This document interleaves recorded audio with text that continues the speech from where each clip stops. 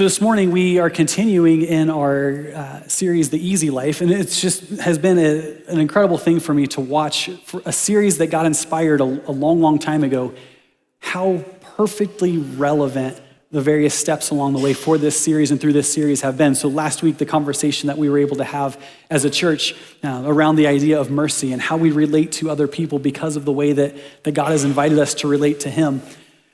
And then we come to this week and we talk about the work and to be at ease in the work. So now we're talking about a life of ease, but an invitation to a new approach to the work that God places in front of us when it comes to our relationship with God. So we've talked about being at ease in our relationship with God. The first week, we talked about the invitation that Jesus has given us to come and find rest for our souls in him. We talked about at ease in our relationships with others, talking about our mercy giving flowing out of our recognition that we have received mercy beyond our imagination from the God who loves us so much and then invites us to love the world around us. And then now we talk about being at ease in the work that God has invited us into, which actually might, for some of us, we laughed at the beginning of this series a little bit about the idea that like the easy life and we're waiting for the bait and switch where it's like, actually it's not easy. There's actually a whole lot of work. There's a lot of things we've got to do. And now we come to this week and it's like, okay, now we're talking about the work. But to be at ease in the work that God has invited us into. Last week's conversation was driven by two words, mercy and sacrifice. This week's conversation is driven by ease and work. We often think of at ease and at work as like two separate things, actually maybe even two things that are almost in opposition to each other or the opposite of each other. And so we think like there are times when we are at ease and there are times when we are at work. And so maybe we even think of them in terms of trying to balance the amount of ease and the amount of work in our lives. Like I've been at ease, I need to get to work, or I've been working so hard, now I need to find some time of ease. And we talk in terms of balance and we try to fit all this in the framework and we bring that to our relationship with God and we're like, ease and work. But what if Jesus' invitation is actually different than we expect? What if the invitation that Jesus actually extended to us doesn't fit cleanly in the framework that we have decided is the way that it's supposed to work? What if what we're called to is not to look for easy work? Or what if what we're called to is not dealing with the hard work and then being at ease? Like we're trying to find balance in all of this. We are invited. We are invited to be at ease in the work that God invites us into. That plays out in two ways. We're going to have two pictures that will help us understand the way forward as we look at what this looks like lived out in our lives. The first is a story wrapped up, but here's the idea behind it, is to be at ease, but ready for the work. Right, to be at ease, but to be ready. So we're not just in like ease mode, we're in mission mode, even when we're at ease. And there's this way of operating that allows us to live like this. To get a picture of what this might look like, story of two ships. One you're probably really familiar with. It's the Titanic. Right, the other one is the Carpathia, which is a ship that was near, not the closest ship to the Titanic when the Titanic sunk, but it was near the Titanic when the Titanic sunk. And so there's stories, some of us have heard the stories or seen like accounts of this where when the Titanic was sinking, there was a boat that was close enough that the people who were in the water could actually see the lights of the boat just like 10 miles or so away. They're giving a report of this. The problem was that ship was like after hours for the radio operators who would have been receiving the distress calls. It was after hours for the crew. So the crew on this ship, by all accounts, was looking and they saw the distress rockets being fired by the Titanic. This is not the Carpathia, this is a different ship. They're seeing the distress rockets being fired and the crew is looking and it's like, I wonder what that's all about, right? Like, it's distress rockets, but they were trying to make sense of it. The radios were off for the night. They weren't paying attention to the distress calls that were being sent out.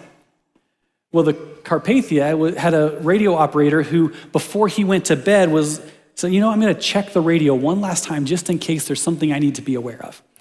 So he turns on the radio and listens and hears the distress call from the Titanic. And so then you talk full steam ahead. He informs the captain of the ship. They then shut every non-necessary system down. They fire up the steam engines and they begin to move towards where the Titanic has sunk. And then the crew of the Carpathia begins to pull survivors out of the water. They're getting the lifeboats out. They're pulling people out of the water, people after person, after person, after person. The Carpathia is not a fancy ship. It's not a fast ship. Actually, it wasn't designed to be either of those two things. It's a ship that was built for utility purposes, to transport people and cargo across the ocean. That's it. Not the fastest, not the fanciest. And yet, when the call came, it sprung into action, began to pull people out of the water. Well, it wasn't just the crew who did the work. Then the people who were aboard the Carpathia began to actually care for those who were being pulled out of the water, having some initial conversation with people who were in shock, had lost all kinds of things, unimaginable kinds of things. People who were freezing cold. And it's blankets and get them dry, get them warmed. They need food. How do we support them and care for them in this moment? So it goes like from rest, from ease, to work with just hearing a call come across the radio. Right? The Carpathia actually would eventually sink itself a few years later, as during World War I, as part of a convoy that was transporting troops and supplies as something was requisitioned by the British government, and then a German submarine fired torpedoes and sank the Carpathia. But yet, the whole thing is this like ship on mission, responding to the call that's needed. Story 2, to be at ease in the work, right? To be at ease and ready to work, but what about to be at ease in the work? When our kids were little, one of the things that I loved was to do chores or run errands or do work as inefficiently as possible because my kids were helping me, right? We know how this works. It's like, hey, who wants to help daddy? And it was like whatever the project was at hand in that moment. So our kids, I go to where they were and it's like, here's an errand that needs to be run or a job that needs to be done.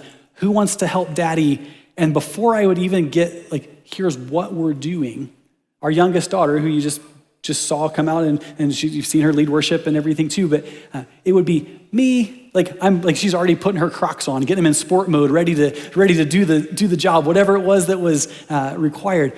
Because for her, it wasn't so much a question of what work needs to be done and what am I getting into, but if I'm with my dad, it's going to be fun. Like there's an ease in the work, an ease in whatever the project is that's in front of us. So this morning, we're picking up our conversation right after the conversation that Jesus had, the first of the two conversations we looked at last week, where Jesus looked at the Pharisees and said, go and learn what it means. I desire mercy and not sacrifice. Jesus has this conversation with the Pharisees, assuming now that they went and began to learn this kind of thing. We saw the conversation play out. Maybe they didn't learn it, but they left the conversation with Jesus. And the way Matthew records the story, it's like as soon as the conversation wrapped up with the Pharisees, it's like here's this other group of people right on the fringes of the conversation. And it's like Jesus looks up from the conversation with the Pharisees and says, okay, next. Who's next in this conversation? It says this in Matthew 9, verse 14. Then the disciples of John came to him saying, why do we and the Pharisees fast, but your disciples do not fast? Why do we and the Pharisees fast, but your disciples do not fast? There's a lot to unpack in just one big question. John the Baptist came to prepare the way for Jesus' earthly ministry, came to prepare people to hear what Jesus was going to say. John the Baptist was part of the earthly ministry of Jesus. And he was known also for his intentional simplicity in life. Actually, some would look at his life and say he is intentionally suffering for the sake of mission. So like imprisoned, but going without and not having possessions and operating in a way that was like, all that matters to me is mission. And so his followers would have followed in the same way. They would have intentionally lived very, very simple, people might look and say, intentionally suffering lives. And so they come and they see Jesus and his disciples, and there's this all sorts of things happening as they're observing Jesus and his ministry and the disciples as they're operating. And they come and the disciples of John come and they're asking what would be a reasonable question. You could frame it this way, like, Jesus, why aren't your disciples working like we're working?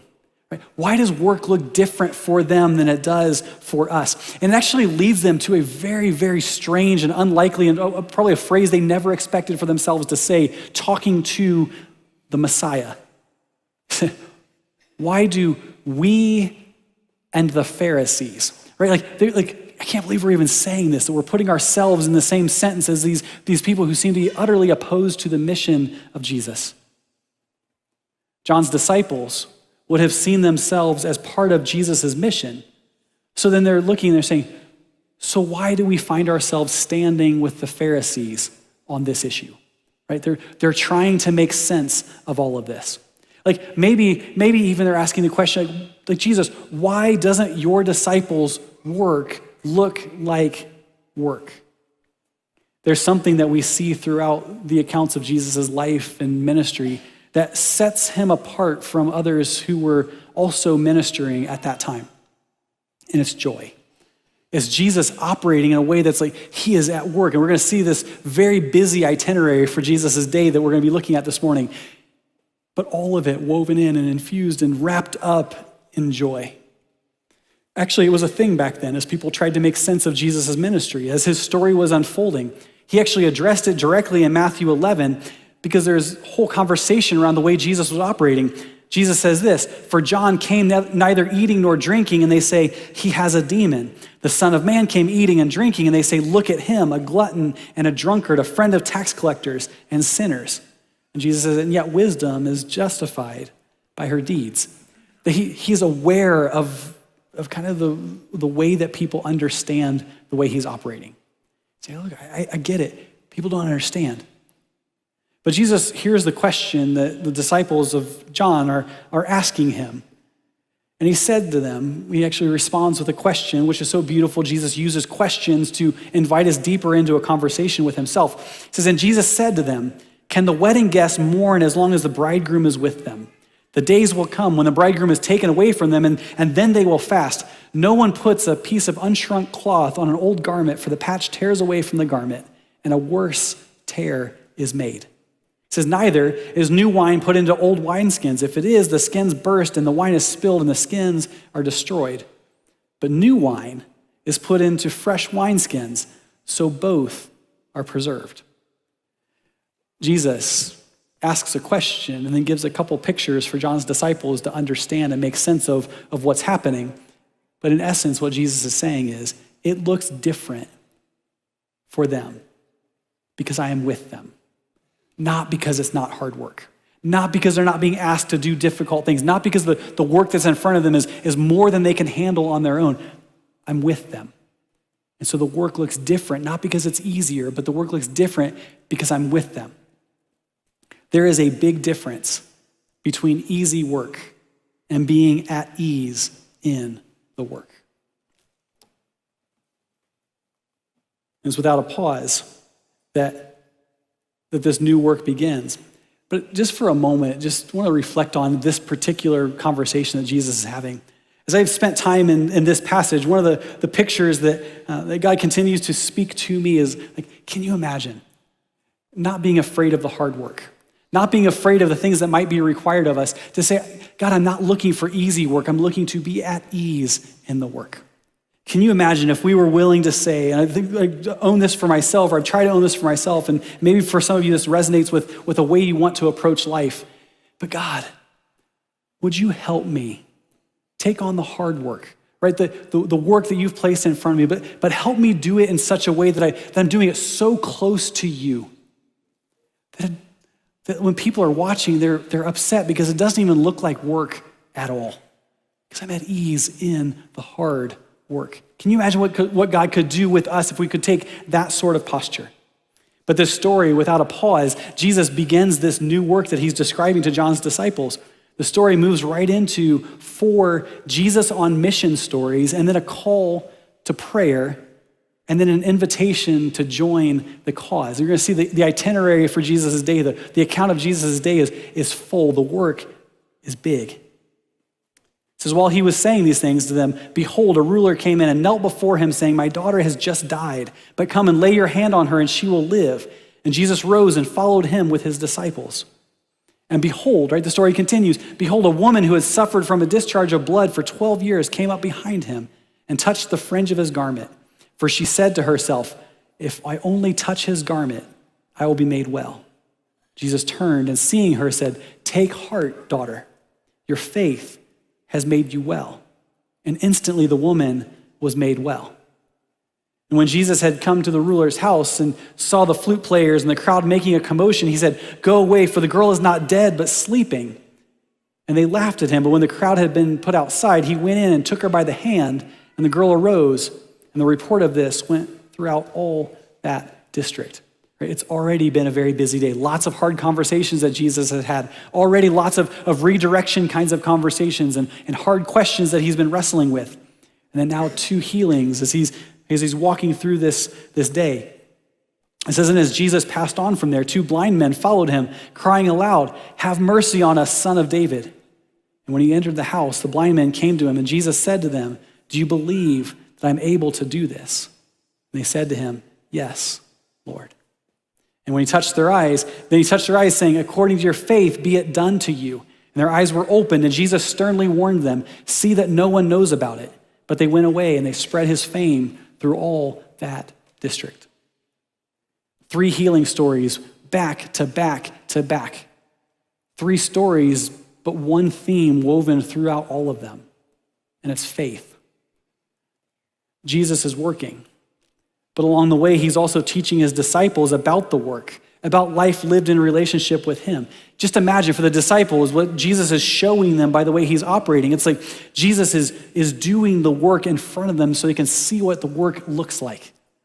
And you can imagine that years later, as they are doing the work and they're operating and they're going out on mission, like Jesus will send them out on mission, that along the way, there will be moments where they're like, do you remember the word that Jesus used to use when he talked about these kinds of things, when he was accomplishing incredible work?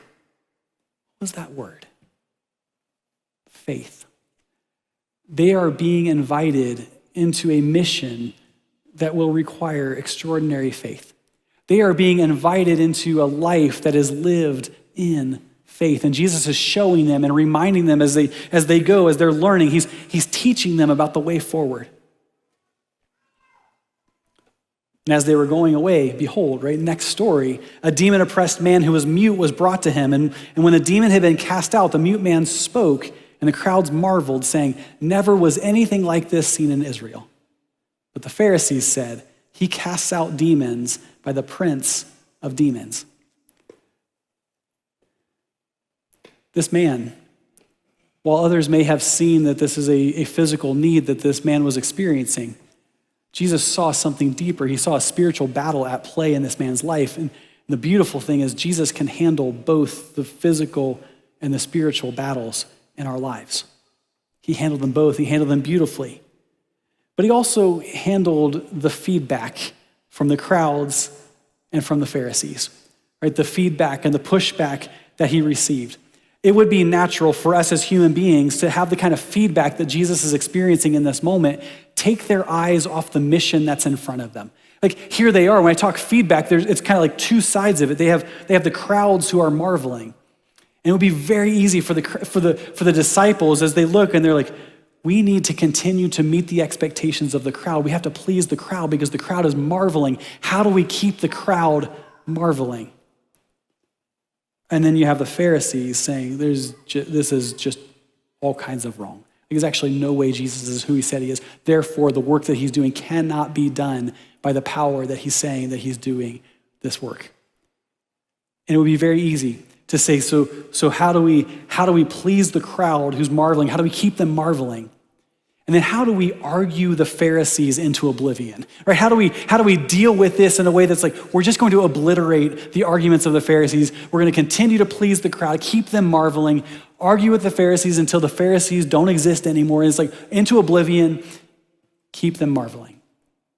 But Jesus shows a whole different way of operating. As he's showing the disciples how to handle all of that, as he's handling the feedback and the pushback and the things that he's experiencing, Jesus sees the marveling crowds, and the negativity of the Pharisees. And he knows the disciples are going to have to deal with both of those dynamics along the way as they learn to follow him, as they go out on mission themselves, along with all sorts of other things that we can't even anticipate on the front end of the mission that God's placed in front of us. And Jesus shows them how to handle all of it. Jesus just keeps going.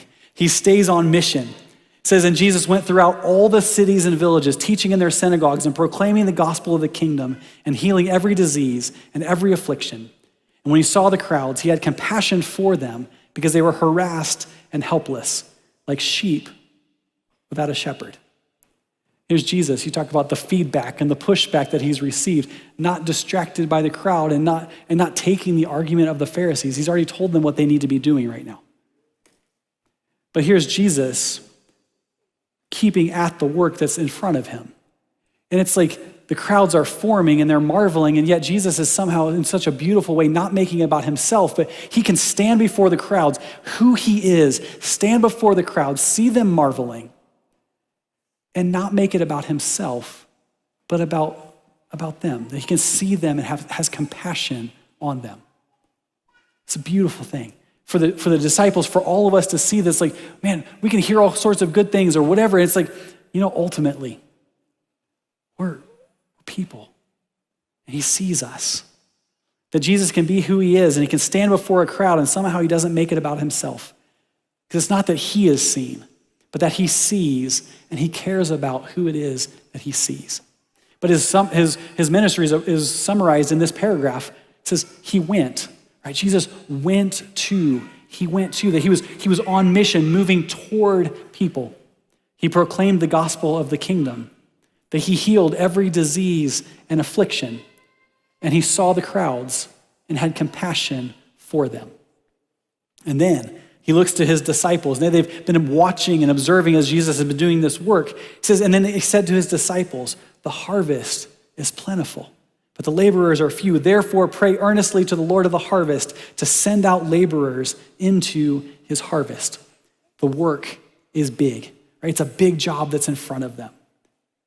And the workers are being sent by the one who's doing the work. He's not saying, go strive and do this hard work and do this big thing. He says, go and represent and point to and bring hope and healing in my name. He doesn't say, so the harvest is plentiful, work harder, figure it out. Don't have any sort of balance in your life. Do not be at ease in any way. This mission is so significant. You should just burn out in the pursuit of accomplishing this mission. He says, it's a big job. Pray to the Lord for more workers. So maybe what we need to do when we think of a big job, maybe we say, so it's a big job, let's pay attention to how Jesus did it. Actually, to the scale of which the job is big. So like big job placed in front of us. Pay big attention to how Jesus accomplished it, right? Like to the appropriate scale of the job that's in front of us, our watching of Jesus and our prayers, big job, big prayers. Let's have prayers that are appropriate for the scale of the work that's in front of us. And then Jesus called to him his 12 disciples and gave them authority over unclean spirits to cast them out and to heal every disease and every affliction. He says the names of the 12 apostles were these. First, Simon, who's called Peter, and Andrew, his brother, James, the son of Zebedee, and John, his brother, Philip, and Bartholomew, Thomas, and Matthew the tax collector, James, the son of Alphaeus, and Thaddeus, Simon the zealot, and Judas Iscariot, who betrayed him. This is quite a crew. Actually, when I think of the team that Jesus has picked for himself, it sort of gives me flashbacks to like being in gym class or at recess when teams are being picked for some sort of sport. And it's like, here I am, like trying to discern the ones who are doing the picking, like what's motivating them? What are they looking for? Do I fit the criteria of who's going to get picked on their team, either by skill or existing relationship with the person doing the picking? Please don't pick me last. Or like, just please let me not be the last one. But these are Jesus's picks. These are people Jesus went and sought out and picked for his team. And among them, we have fishermen who understood hard work, revolutionaries who were ready to fight a tax collector and a betrayer. Jesus, as he brings this huddle together, he has people who are in opposition. They're like ready to overthrow the government at the time. And then you have people who are working on behalf of the government, like all in this huddle. Like their paths would not cross, and yet here they are on the same team. All of them called to live on mission, in step with Jesus, at ease with God, and with the work that's in front of them. And here's the beautiful thing. We are picked and we are called to. Picked and called to live on mission. Actually, when we leave this place, all of us will drive past a sign that reminds us, live on mission.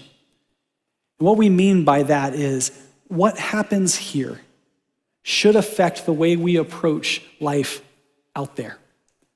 That we come and we remember what Jesus has done for us. We remember and we are equipped to do the work that God has placed in front of us. And so when we go from this place, we go as a people on mission. But it's a call to two things in particular. I hope that when you drive past that sign, when you leave this morning, that maybe look at that sign with two things in mind. One is we're called to be at ease and ready for the work. Right? At ease in our relationship with God, and ready for the work that's been placed in front of us. We're called to be at ease and ready for the work, connected with Jesus, right? To be at ease with him means that we recognize that we live our lives in an ongoing connection with Jesus. It's a work that's initiated by Jesus, that's sustained in prayer, that God is on the move, and so it's an invitation to life on mission that's lived in step with him. Many of us could look and we say, it's a big job that's in front of us, this to the ends of the earth mission that Jesus has instituted as we go about life. It's a big job. So I have to figure out how to make it happen. God has asked me to participate in this, therefore I should figure out how to make it happen. Instead, I'm at ease because God is working and I get to join him in it. We're called to be at ease and ready for the work, ready for the mission. Jesus is showing us what he wants to do, and then he's inviting us into it. And so the way forward, we might have to sort out in all kinds of ways what it looks like uniquely for us.